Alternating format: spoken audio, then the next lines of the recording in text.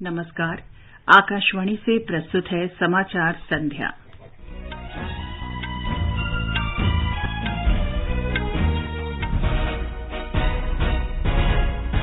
सातवां रायसीना संवाद नई दिल्ली में शुरू। यूरोपीय आयोग की अध्यक्ष उर्सुला वॉन डेर लेयन ने कहा, आगामी दशक में भारत के साथ साझेदारी सुदृढ़ करना प्राथमिकता है। प्रधानमंत्री और यूरोपीय आयोग की अध्यक्ष ने भारत यूरोपीय संघ रणनीतिक भागीदारी में प्रगति की समीक्षा की। सूचना और प्रसारण मंत्रालय ने राष्ट्रीय सुरक्षा, विदेश संबंधों और सार्वजनिक व्यवस्था से संबंधित दुष्प्रचार फैलाने के लिए 10 भारतीय और पाकिस्तान के 6 यूट्यूब चैनलों पर प्रतिबंध लगाया। कृषि और किसान कल्याण मंत्री नरेंद्र सिंह तोमर एक सप्ताह चलने वाले किसान भागीदारी प्राथमिकता हमारी अभियान का कल उद्घाटन करेंगे। 9 सैनिक कमांडरों का पहला सम्मेलन नई दिल्ली में शुरू हुआ। रक्षा मंत्री राजनाथ सिंह और विदेश मंत्री एस जयशंकर सम्मेलन को संबोधित करेंगे। महाराष्ट्र सरकार ने केंद्र से आग्रह किया कि धार्मिक स्थलों पर लाउड स्पीकर के इस्तेमाल के लिए एक समान दिशा निर्देश बनाए जाएं। रूस के रक्षा मंत्रालय ने मारियोपोल में लोगों की सुरक्षित निकासी के लिए अज़ोवस्ताल इस्पात संयंत्र के आसपास के क्षेत्रों में संघर्ष विराम की घोषणा की।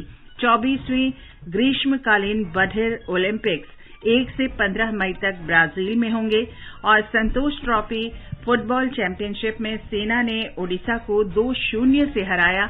आईपीएल क्रिकेट में पंजाब किंग्स के साथ मैच में चेन्नई सुपर किंग्स टॉस जीतकर गेंदबाजी कर रही है। समाचार संध्या में विशाल शर्मा के साथ मैं चंद्रिका जोशी। यूरोपीय आयोग की अध्यक्ष उर्सुला वॉन डेर लेयन ने कहा है कि जीवंत लोकतंत्र होने के नाते भारत और यूरोपीय संघ के मौलिक मूल्य और हित एक समान हैं। नई दिल्ली में 7वें रायसीना संवाद के उद्घाटन सत्र में मुख्य भाषण देते हुए उन्होंने कहा कि भारत और यूरोपीय संघ प्रत्येक देश के अपने भाग्य, कानून के शासन और मौलिक अधिकारों का निर्धारण करने के अधिकार में विश्वास करते हैं। सुश्री लेयन ने कहा कि दोनों का मानना है कि लोकतंत्र नागरिकों का उद्धार करता है। उन्होंने कहा कि हर 5 वर्ष बाद जब संसदीय चुनाव में भारतवासी वोट डालते हैं तो विश्व भर में उसकी लोकतांत्रिक व्यवस्था की प्रशंसा की जाती है। उन्होंने कहा कि इस मतदान प्रणाली के माध्यम से दुनिया के इस सबसे बड़े लोकतांत्रिक देश में भविष्य का रास्ता तय किया जाता है और लगभग 1 अरब 30 करोड़ लोगों के फैसले की दुनिया भर में गूंज होती है। यूरोपीय संघ की अध्यक्ष ने कहा कि यूरोपीय संघ को मजबूत करने और इसमें ऊर्जा का संचार करने के लिए भारत के साथ उसकी भागीदारी आगामी दशक में एक प्राथमिकता होगी। Democracy was born more than 2,000 years ago in Europe, but today its largest home is India. For the European Union, strengthening and energizing its partnership with India is a priority in this upcoming decade. Both our economies thrive in a world of common rules and fair competition, and we share the same interests in safe trading routes, in seamless supply chains, and in a free and open Indo-Pacific. Both our regions are driving forces in the digital revolution, and this makes us natural partners in setting global standards. Sushri Ursula ने कहा कि दोनों की अर्थव्यवस्था एक समान नियमों और निष्पक्ष प्रतिस्पर्धा वाले विश्व में पनपती हैं। यूरोपीय संघ की अध्यक्ष ने कहा कि सुरक्षित व्यापार मार्गों, निर्बाध सप्लाई श्रृंखला और मुक्त तथा खुले हिंद प्रशांत क्षेत्र में भारत और यूरोपीय संघ के एक समान हित हैं। उन्होंने कहा कि मुक्त तथा खुले समाज के लिए चुनौतियां बढ़ रही हैं और ये प्रौद्योगिकी तथा आर्थिक क्षेत्र के साथ साथ सुरक्षा के लिए भी यही सच है। उन्होंने कहा कि विश्व में शांति और सुरक्षा को बढ़ावा देने वाले मूल सिद्धांत दांव पर हैं। सुश्री लेयन ने कहा कि यूरोपीय संघ रूस की आक्रामकता को सुरक्षा के लिए सीधे खतरे के रूप में देखता है। उन्होंने कहा कि यूरोपीय संघ यूक्रेन की स्वतंत्रता के लिए लड़ाई में हर संभव मदद करेगा। सुश्री लेयन ने जोर देकर कहा कि रूस की वर्तमान आक्रामकता से अंतर्राष्ट्रीय प्रणाली और वैश्विक अर्थव्यवस्था दोनों का भविष्य तय होगा। यूरोपीय संघ के अध्यक्ष ने भारत यूरोपीय संघ व्यापार और प्रौद्योगिकी परिषद के शुभारंभ पर प्रसन्नता व्यक्त की।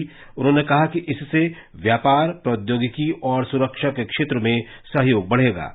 रायसीना संवाद के उद्घाटन सत्र में धन्यवाद प्रस्ताव पेश करते हुए विदेश मंत्री डॉक्टर सुब्रमण्यम जयशंकर ने कहा कि यूरोपीय संघ ने पहले ही एक हिंद प्रशांत क्षेत्र और संपर्क की रणनीति तैयार की है। उन्होंने कहा कि भारत और यूरोपीय संघ की जलवायु, कार्रवाई, डिजिटल और अन्य बातचीत में भी गंभीरता आ रही है। रायसीना संवाद के उद्घाटन सत्र में प्रधानमंत्री नरेंद्र मोदी और अन्य गणमान्य व्यक्ति मौजूद थे।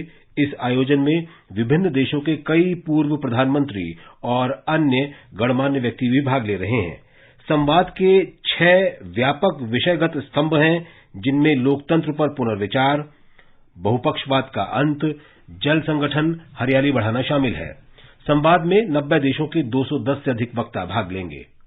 प्रधानमंत्री नरेंद्र मोदी ने आज नई दिल्ली में यूरोपीय आयोग की अध्यक्ष उर्सुला वॉन डेर लेयन से बातचीत की। उन्होंने भारत यूरोपीय संघ रणनीतिक भागीदारी में प्रगति की समीक्षा की। दोनों नेताओं ने व्यापार, जलवायु, डिजिटल प्रौद्योगिकी और लोगों के बीच संपर्क के क्षेत्रों में सहयोग मजबूत करने पर सहमति व्यक्त की। उन्होंने इस पर भी सहमति व्यक्त की कि बड़े और जीवंत लोकतांत्रिक समाजों के रूप में भारत और यूरोप का कई वैश्विक मुद्दों पर एक समान दृष्टिकोण है। दोनों नेताओं ने भारत यूरोपीय संघ रणनीतिक भागीदारी में प्रगति की समीक्षा की, जिसमें मुक्त व्यापार समझौते और निवेश समझौते पर वार्ता की फिर से शुरुआत शामिल है। भारत यूरोपीय संघ संबंधों के सभी पहलुओं और सहयोग के विभिन्न क्षेत्रों के बीच समन्वय सुनिश्चित करने के लिए राजनीतिक स्तरीय निगरानी प्रणाली करने और उच्च स्तरीय व्यापार तथा प्रौद्योगिकी आयोग की स्थापना पर भी सहमति बनी। श्री मोदी और यूरोपीय आयोग के अध्यक्ष ने ग्रीन हाइड्रोजन जैसे क्षेत्रों में भारत और यूरोपीय संघ के बीच सहयोग की संभावनाओं सहित जलवायु संबंधी मुद्दों पर व्यापक चर्चा की। बैठक के दौरान सामयिक महत्व के कई भू राजनीतिक मुद्दों पर भी चर्चा की गई, जिसमें यूक्रेन की स्थिति और भारत प्रशांत क्षेत्र विकास शामिल है। प्रधानमंत्री नरेंद्र मोदी ने कहा कि इस बातचीत से भारत और यूरोपीय संघ के संबंधों को नई ऊंचाई मिल रही है। भारत का और यूरोपीय काउंसिल के साथ पिछले दिनों हमारी वर्चुअल समिट का मौका मिला था। इंडिया यूज का, लेकिन मैं आशा करता हूं कि बहुत ही जल्द हम फिर से रूबरू मिल करके बहुत ही निकट संवाद करेंगे। मुझे खुशी है कि हमारे विदेश मंत्री जब आए थे, आपने बहुत ही अच्छी मीटिंग ऑर्गेनाइज की और भारत के साथ चर्चा करने का एक अच्छा अवसर आपने दिया था। और इसलिए भी मैं समझता हूं कि आपके नेतृत्व में भारत और यूरोप के संबंधों एक नई ऊंचाई मिल रही है, संपर्कों के नए क्षेत्र खुल रहे हैं और ये हमारा सहयोग और अधिक हमारे संबंधों को आगे बढ़ाएगा। यूरोपीय आयोग की अध्यक्ष ने आज शाम राष्ट्रपति भवन में राष्ट्रपति रामनाथ कोविंद से मुलाकात की। दोनों नेताओं ने राजनीतिक और रणनीतिक क्षेत्रों के साथ साथ व्यापार, अर्थव्यवस्था, जलवायु और डिजिटल कनेक्टिविटी में भारत यूरोपीय संघ की भागीदारी को व्यापक बनाने पर चर्चा की। इससे पहले विदेश मंत्री सुब्रमण्यम जयशंकर ने सुश्री उर्सुला से मुलाकात की। दोनों नेताओं ने भारत यूरोपीय संघ की साझेदारी को आगे बढ़ाने पर चर्चा की। यूरोपीय आयोग के अध्यक्ष ने कहा कि इस दशक के लिए साझेदारी को मजबूत करना प्रमुख प्राथमिकता है। उन्होंने भारत यूरोपीय संघ के बीच व्यापार, प्रौद्योगिकी और सुरक्षा में सहयोग बढ़ाने पर जोर दिया। सुश्री उर्सुला ने जानकारी दी कि भारत और यूरोपीय संघ व्यापार तथा प्रौद्योगिकी परिषद का शुभारंभ करेंगे। सूचना और प्रसारण मंत्रालय ने 10 भारतीय और पाकिस्तान के 6 यूट्यूब समाचार चैनलों पर रोक लगा दी है। इन चैनलों पर देश की सुरक्षा, विदेश संबंधों और सार्वजनिक व्यवस्था से संबंधित दुष्प्रचार के लिए सूचना प्रौद्योगिकी नियम 2021 के अंतर्गत ये कार्रवाई की गई है। ये यूट्यूब चैनल देश में दहशत पैदा करने, सांप्रदायिक विद्वेष भड़काने और सार्वजनिक व्यवस्था को बिगाड़ने के लिए झूठी तथा अपुष्ट जानकारी फैला रहे थे। इन चैनलों को 68 करोड़ से अधिक लोग देखते हैं। मंत्रालय ने कहा कि सेना जम्मू कश्मीर और यूक्रेन में स्थिति के परिप्रेक्ष्य में भारत के विदेशी संबंधों के बारे में फर्जी खबरें पोस्ट करने के लिए पाकिस्तान के चैनलों का उपयोग किया गया था। कृषि और किसान कल्याण मंत्री नरेंद्र सिंह तोमर कल किसान भागीदारी प्राथमिकता हमारी अभियान का विधिवत उद्घाटन करेंगे। आजादी का अमृत महोत्सव के अंतर्गत एक सप्ताह चलने वाला ये अभियान आज से आयोजित किया जा रहा है। इसके अंतर्गत देश भर में बड़ी संख्या में किसानों के बीच कृषि और अन्य संबद्ध मंत्रालयों की योजनाओं और कार्यक्रमों के बारे में जागरूकता बढ़ाने के लिए विभिन्न गतिविधियों का आयोजन किया जाएगा। अभियान के अंतर्गत कृषि प्रौद्योगिकी प्रबंधन एजेंसी के सहयोग से कल देश भर के सभी कृषि विज्ञान केंद्रों पर एक दिवसीय किसान मेलों का आयोजन किया जाएगा। स्वास्थ्य मंत्री मनसुख मांडविया ने कहा है कि सरकार के अथक प्रयासों से सभी देशवासियों के लिए स्वास्थ्य सेवा सस्ती और सुलभ हो गई है। उन्होंने कहा कि सरकार देश में अस्पताल, स्वास्थ्य और आरोग्य केंद्रों सहित स्वास्थ्य बुनियादी ढांचे को बेहतर बनाने के लिए अथक प्रयास कर रही है। उन्होंने कहा कि डॉक्टरों और चिकित्सा संस्थानों की संख्या बढ़ाने के भी प्रयास किए गए हैं। डॉक्टर मांडविया ने आज नई दिल्ली में औषधि और चिकित्सा उपकरण क्षेत्र के 7वें अंतर्राष्ट्रीय सम्मेलन का उद्घाटन किया। उन्होंने कोविड महामारी के विरुद्ध देश के संघर्ष में सफलता के लिए औषधि उद्योग को बधाई दी। सेवा हमारी प्राथमिकता रही है और इसलिए हमें हमारी जरूरतों को भी ध्यान में रखना है और दुनिया की जरूरतों को ध्यान में रख के जब आप ब्रेनस्टॉर्मिंग करें 3 दिन तक, उसमें उसका रिफ्लेक्शन आना चाहिए हेल्थ सेक्टर में। आने वाले दिनों में दोस्तों हमें हिल बाय और हिल इन दोनों दिशा में काम करना है। राष्ट्रव्यापी कोविड टीकाकरण अभियान के अंतर्गत देश में अब तक 187 करोड़ 71 लाख से अधिक टीके लगाए जा चुके हैं। कल 3,64,000 से अधिक टीके लगाए गए। इस दौरान 2,540 लोगों में संक्रमण की पुष्टि हुई है। इस समय 16,522 संक्रमित लोगों का इलाज चल रहा है। स्वस्थ होने की दर 98.75% है। ये समाचार हमारी वेबसाइट newsonair.com/hindi और हमारे mobile app news on AIR पर भी उपलब्ध हैं। कंपटीशन की अगर आप कर रहे हैं तैयारी, तो उनके लिए ऑल इंडिया रेडियो पर हम लाए हैं अभ्यास, एक ऐसा कार्यक्रम जिसमें आप पूछेंगे सवाल व्हाट्सएप नंबर 9289094044 पर या फिर ईमेल करेंगे abhyas.airnews@gmail.com पर और हमारे विशेषज्ञ देंगे इसका जवाब। इस बार का विषय है सोशियोलॉजी। सवाल भेजने की अंतिम तारीख है 27 अप्रैल। आपका अभ्यास हमारा प्रयास। समाचार संध्या में आपका फिर स्वागत है। आगे बढ़ने से पहले मुख्य समाचारों पर एक नजर। 7वां रायसीना संवाद नई दिल्ली में शुरू। यूरोपीय आयोग की अध्यक्ष उर्सुला वॉन डेर लेयन ने कहा, आगामी दशक में भारत के साथ साझेदारी सुदृढ़ करना प्राथमिकता है। प्रधानमंत्री और यूरोपीय आयोग की अध्यक्ष ने भारत यूरोपीय संघ रणनीतिक भागीदारी में प्रगति की समीक्षा की। सूचना और प्रसारण मंत्रालय ने राष्ट्रीय सुरक्षा, विदेश संबंधों और सार्वजनिक व्यवस्था से संबंधित दुष्प्रचार फैलाने के लिए 10 भारतीय और पाकिस्तान के 6 यूट्यूब चैनलों पर प्रतिबंध लगाया। कृषि और किसान कल्याण मंत्री नरेंद्र सिंह तोमर एक सप्ताह चलने वाले किसान भागीदारी प्राथमिकता हमारी अभियान का कल उद्घाटन करेंगे। नौसैनिक कमांडरों का पहला सम्मेलन नई दिल्ली में शुरू हुआ। रक्षा मंत्री राजनाथ सिंह और विदेश मंत्री एस जयशंकर सम्मेलन को संबोधित करेंगे। महाराष्ट्र सरकार ने केंद्र से आग्रह किया कि धार्मिक स्थलों पर लाउड स्पीकर के इस्तेमाल के लिए एक समान दिशा निर्देश बनाए जाएं। रूस के रक्षा मंत्रालय ने मारियुपोल में लोगों की सुरक्षित निकासी के लिए अजोवस्तल इस्पात संयंत्र के आसपास के क्षेत्रों में संघर्ष विराम की घोषणा की। 24वें ग्रीष्मकालीन बघेल ओलंपिक्स 1 से 15 मई तक ब्राजील में होंगे। संतोष ट्रॉफी फुटबॉल चैंपियनशिप में सेना ने ओडिशा को 2-0 से हराया और आईपीएल क्रिकेट में पंजाब किंग्स के साथ match Chennai super Kings toss जीतकर गेंदबाजी कर रही है।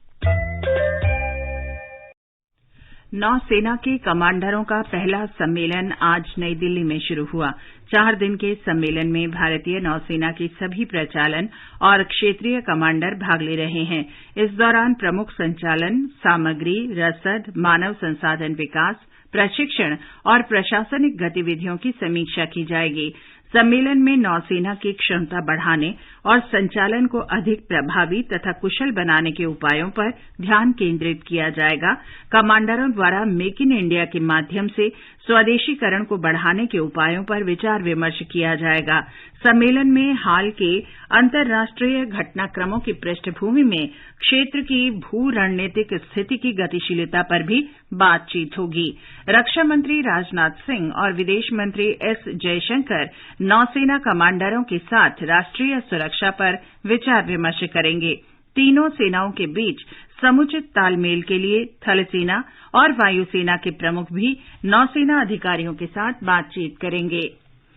रक्षा क्षेत्र में आत्मनिर्भरता और मेक इन इंडिया को बढ़ावा देने के लिए रक्षा खरीद प्रक्रिया 2020 में संशोधन किया गया है। रक्षा मंत्रालय ने बताया कि तीनों सेनाओं और भारतीय तटरक्षक बल का आधुनिकीकरण घरेलू स्तर पर किया जाएगा। घरेलू उद्योग पर वित्तीय बोझ को कम करने के लिए बैंक गारंटी की आवश्यकता को समाप्त कर दिया गया है। उपराष्ट्रपति एम वेंकैया नायडू ने निर्यातकों से देश की आर्थिक वृद्धि की गति को बनाए रखने के लिए दुनिया भर में नए बाजारों का पता लगाने को कहा है। उन्होंने आज चेन्नई में मद्रास निर्यात प्रसंस्करण क्षेत्र की इकाइयों के लिए निर्यात उत्कृष्टता पुरस्कार प्रदान किए। उपराष्ट्रपति ने कहा कि विशेष आर्थिक क्षेत्र के अंतर्गत make in India, local goes global और ईज ऑफ डूइंग बिजनेस की अवधारणाओं को बढ़ावा देने के लिए एक आदर्श मंच है। उन्होंने कहा कि देश का निर्यात $418 अरब के रिकॉर्ड स्तर पर पहुंच गया है। The country's exports have grown manifold in recent years. There was a record achievement of $418 billion of merchandise exports in the just concluded 2021-22 financial year. Service exports were about $250 billion, a remarkable achievement in spite of pandemic. Not in ordinary terms. This trend should continue. वित्त वर्ष 2021-22 में भारत से $346 करोड़ 40 लाख के ceramics और glassware उत्पादों का record निर्यात हुआ, जबकि वित्तीय वर्ष 2013-14 के दौरान केवल $129 करोड़ 20 लाख मूल्य का निर्यात हुआ था। वाणिज्य और उद्योग मंत्री पीयूष गोयल ने कहा कि ये उपलब्धि सिरेमिक्स, टाइल्स और सैनिटरी वेयर के निर्यात में भारी बढ़ोतरी के कारण प्राप्त हुई है। स्वास्थ्य मंत्री डॉक्टर मनसुख मांडविया ने कहा है कि सरकार देश से मलेरिया और तपेदिक के उन्मूलन के लिए व्यापक योजना पर काम कर रही है। उन्होंने कहा कि सरकार का लक्ष्य 2025 तक तपेदिक और 2030 तक मलेरिया मुक्त देश बनाने का है। विश्व मलेरिया दिवस के अवसर पर डॉक्टर मांडविया ने कहा कि स्वास्थ्य मंत्रालय तपेदिक और मलेरिया उन्मूलन के लिए जल्द ही एक अभियान चलाएगा। स्वास्थ्य मंत्री ने बताया कि वर्ष 2015 से मलेरिया से 86% और तपेदिक से होने वाली मृत्यु में 79% की कमी आई है। उन्होंने सभी हितधारकों से मलेरिया उन्मूलन के लिए सामूहिक प्रयास करने का आह्वान किया। हमें मच्छर ना काटे उसको कैसे सुनिश्चित करें, हम स्वच्छता कैसे रखें, हम फॉगिंग कैसे करें, कई चीज बहुत अच्छी बात यहाँ पार्थिबेन ने बताई। कई ऐसी व्यवस्था है केवल हम ट्रीटमेंट कर दे ये इनफ नहीं है, उसके लिए कॉम्प्रिहेंसिव प्लान बनना होगा। स्वच्छता भी उसके लिए जुड़ा हुआ विषय है। हम हमारा निवास, हमारे घर के आजू बाजू के क्षेत्र उसको कैसे स्वच्छ रखें, कूड़ा में पानी भरा हुआ हो तो उसको कैसे हम ऐसी स्थिति ना होने दें। इसके लिए मुझे लगता है कि सबसे ज्यादा कोई आवश्यकता हो तो पब्लिक अवेयरनेस की होती है। श्री मांडविया ने बताया कि जल्द ही देश में मलेरिया का स्वदेशी टीका बनेगा। प्रधानमंत्री नरेंद्र मोदी कल केरल में शिवगिरी तीर्थ यात्रा की 90वीं वर्षगांठ और ब्रह्म विद्यालय के स्वर्ण जयंती समारोह को संबोधित करेंगे। श्री मोदी ने कहा कि उन्हें विभिन्न क्षेत्रों में शिवगिरी मठ के स्मारकों के योगदान पर गर्व है। श्री मोदी ने कहा कि मठ ने श्री नारायण गुरु की शिक्षाओं को लोकप्रिय बनाया है और स्वास्थ्य देखभाल, शिक्षा और सेवा में बहुत अच्छा काम किया है। प्रधानमंत्री ने लोगों से कल प्रसारित हुए मन की बात कार्यक्रम पर आधारित 2 प्रश्नोत्तरी में भाग लेने को कहा है।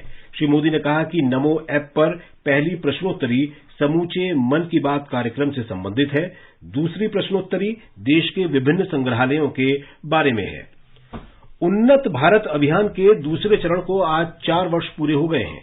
ग्रामीण विकास प्रक्रियाओं में व्यापक बदलाव लाने के उद्देश्य से इस अभियान की शुरुआत की गई थी। उन्नत भारत अभियान शिक्षा मंत्रालय का एक महत्वाकांक्षी कार्यक्रम है जिसका उद्देश्य उच्च शिक्षण संस्थाओं को कम से कम 5 गांवों के समूह से जोड़ना है ताकि ये शिक्षण संस्थाएं अपने ज्ञान और अनुभव से गांव के लोगों के आर्थिक और सामाजिक स्तर को बेहतर बनाने में योगदान कर सकें। बंबई उच्च न्यायालय ने आज अमरावती की सांसद नवनीत राणा और विधायक पति रवि राणा की गिरफ्तारी के लिए दर्ज प्राथमिकी को रद्द करने से इनकार कर दिया। इन दोनों को मुंबई में महाराष्ट्र के मुख्यमंत्री उद्धव ठाकरे के निजी आवास के बाहर हनुमान चालीसा पाठ करने के संबंध में गिरफ्तार किया गया था। महाराष्ट्र सरकार ने केंद्र से आग्रह किया है कि धार्मिक स्थलों पर लाउड स्पीकर के इस्तेमाल के लिए एक समान दिशा निर्देश बनाए जाएं। राज्य के गृह मंत्री दिलीप वलसे पाटिल ने मुंबई में कहा कि राज्य सरकार ने ध्वनि प्रदूषण के बारे में उच्चतम न्यायालय के 2005 के फैसले को देखते हुए 2015 से 2017 के बीच कई दिशा निर्देश जारी किए हैं। उन्होंने कहा कि महाराष्ट्र में गणेश उत्सव, नवरात्रि और गांव में प्रतिदिन प्रार्थना के दौरान लाउड स्पीकर का इस्तेमाल किया जाता है। आजादी का अमृत महोत्सव के अंतर्गत आइए अब सुनते हैं आकाशवाणी की विशेष प्रस्तुति आजादी का सफर। आजादी का अमृत महोत्सव।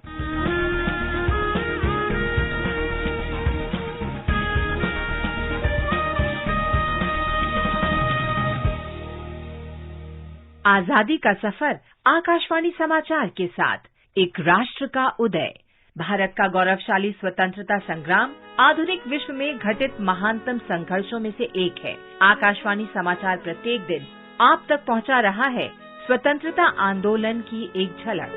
सूरज दी कुखों जाइया तो पाने ठरना नहीं, सतलुज दे पानी विचों गैरत ने मरना नहीं, सतलुज दे पानी विचों ओ गैरत ने मरना नहीं। वर्ष 1809 में 25 अप्रैल को ब्रिटिश ईस्ट इंडिया कंपनी और महाराजा रणजीत सिंह के बीच अमृतसर संधि पर हस्ताक्षर हुए।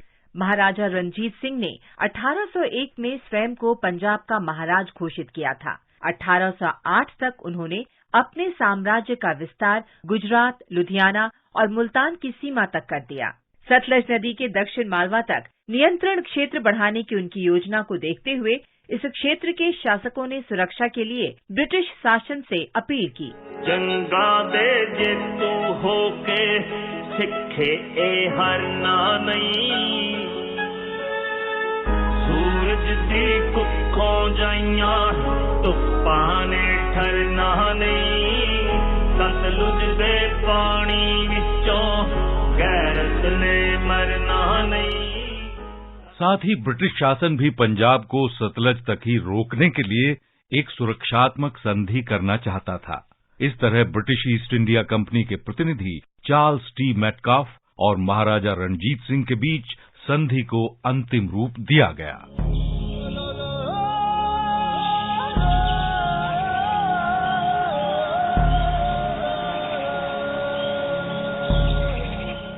आज हम जनजातीय स्वतंत्रता सेनानी सुमारी मुंडा का भी स्मरण कर रहे हैं, जो 25 अप्रैल 1939 को शहीद हुए थे। सुमारी गंगपुर रियासत के रहने वाले थे, जो अब ओडिशा में है। वे गंगपुर रियासत द्वारा जनजातीय लोगों से गैर कानूनी ढंग से कर वसूली के विरोध में आदिवासी नेता निर्मल मुंडा के नेतृत्व में किए जा रहे आंदोलन में शामिल हो गए।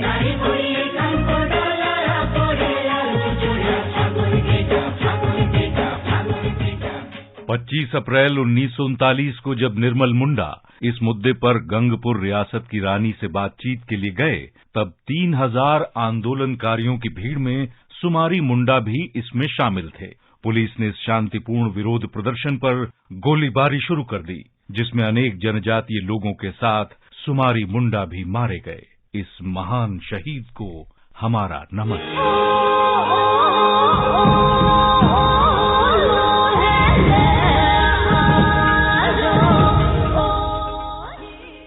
आज का दिन शहीद चिराई नागा की शहादत से भी जुड़ा है। मणिपुर के मायंग खांग में ब्रिटिश अधिकारियों की हत्या के आरोप में चिराई नागा को फांसी दे दी गई थी। 25 अप्रैल 1891 को कांगला में 5 अंग्रेजों को मौत के घाट उतारे जाने के बाद अशांगकुट पोलिया के नेतृत्व में मणिपुर सेना की एक टुकड़ी मायंग खांग पहुंची। वहां पहुंचने पर स्थानीय ग्रामीणों ने उन्हें बताया कि टेलीग्राफ विभाग के 2 ब्रिटिश अधिकारी मायंग खांग रेस्ट हाउस में टिके हुए हैं। मणिपुर के लोगों ने उन पर गोलियां चलाई। ओब्रायन मौके पर ही मारा गया, लेकिन डिमेलो अंधेरे का फायदा उठाकर भाग निकला। आसपास के जंगलों में गहन तलाशी अभियान चलाया गया और चिराई नागा ने W.B. मेलविल को एक झरने के पीछे छिपा देखा। चिराई ने उसे तुरंत गोली मार दी। बाद में चिराई को गिरफ्तार कर लिया गया, उन पर मुकदमा चलाया गया और 13 अक्टूबर 1891 को उन्हें फांसी दे दी गई। भारत माँ के इस महान सपूत को हमारा शत शत नमन।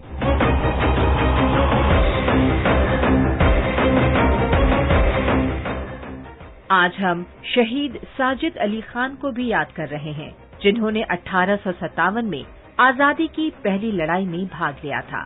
उत्तर प्रदेश के मुरादाबाद के रहने वाले साजिद ने मुरादाबाद में स्वतंत्रता आंदोलन की गतिविधियों को निर्देशित किया और इनके लिए वित्तीय सहयोग भी उपलब्ध कराया। 25 अप्रैल 1858 को मुरादाबाद पर फिर कब्जा किए जाने के दौरान ब्रिटिश सैनिकों ने साजिद को पकड़ लिया। 2 दिन बाद 27 अप्रैल को उन्हें फांसी दे दी गई। स्वदेश की माटी के इस महान सपूत को हमारा शत शत नमन। और अब आकाशवाणी समाचार के साथ आजादी का सफर की ये कड़ी संपन्न होती है। कल फिर मिलेंगे अगली कड़ी के साथ।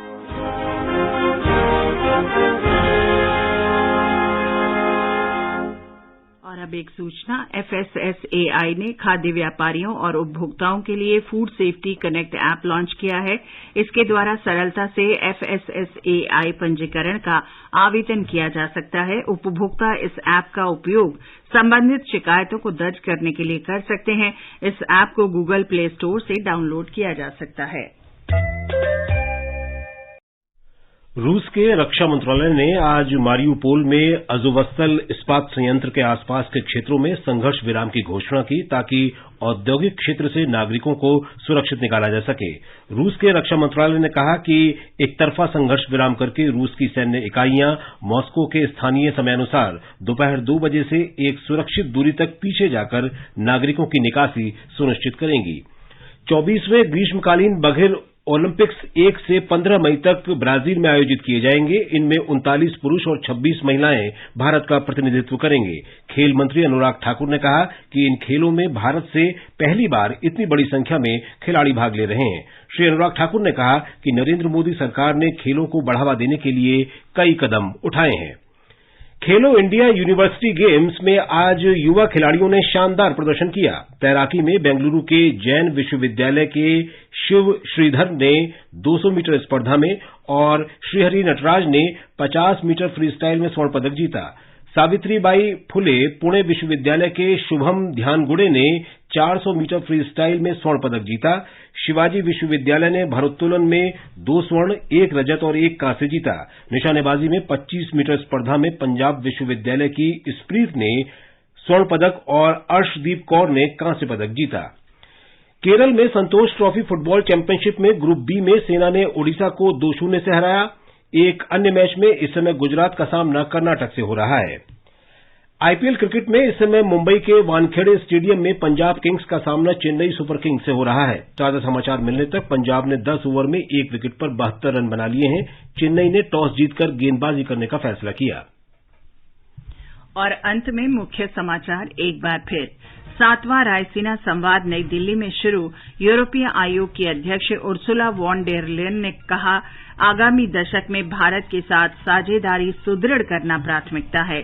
प्रधानमंत्री और यूरोपीय आयोग के अध्यक्ष ने भारत यूरोपीय संघ रणनीतिक भागीदारी में प्रगति की समीक्षा की। सूचना और प्रसारण मंत्रालय ने राष्ट्रीय सुरक्षा, विदेश संबंधों और सार्वजनिक व्यवस्था से संबंधित दुष्प्रचार फैलाने के लिए 10 भारतीय और पाकिस्तान के 6 यूट्यूब चैनलों पर प्रतिबंध लगाया। कृषि और किसान कल्याण मंत्री नरेंद्र सिंह तोमर 1 सप्ताह चलने वाले किसान भागीदारी प्राथमिकता हमारी अभियान का कल उद्घाटन करेंगे। नौसेना कमांडरों का पहला सम्मेलन नई दिल्ली में शुरू हुआ। रक्षा मंत्री राजनाथ सिंह और विदेश मंत्री एस जयशंकर सम्मेलन को संबोधित करेंगे। महाराष्ट्र सरकार ने केंद्र से आग्रह किया कि धार्मिक स्थलों पर लाउड स्पीकर के इस्तेमाल के लिए एक समान दिशा निर्देश बनाए जाएं। रूस के रक्षा मंत्रालय ने मारियोपोल में लोगों की सुरक्षित निकासी के लिए अज़ोवस्ताल इस्पात संयंत्र के आसपास के क्षेत्रों में संघर्ष विराम की घोषणा की और संतोष ट्रॉफी फुटबॉल चैंपियनशिप में सेना ने ओडिशा को 2-0 से हराया। इसके साथ ही समाचार संध्या का ये अंक समाप्त हुआ। नमस्कार।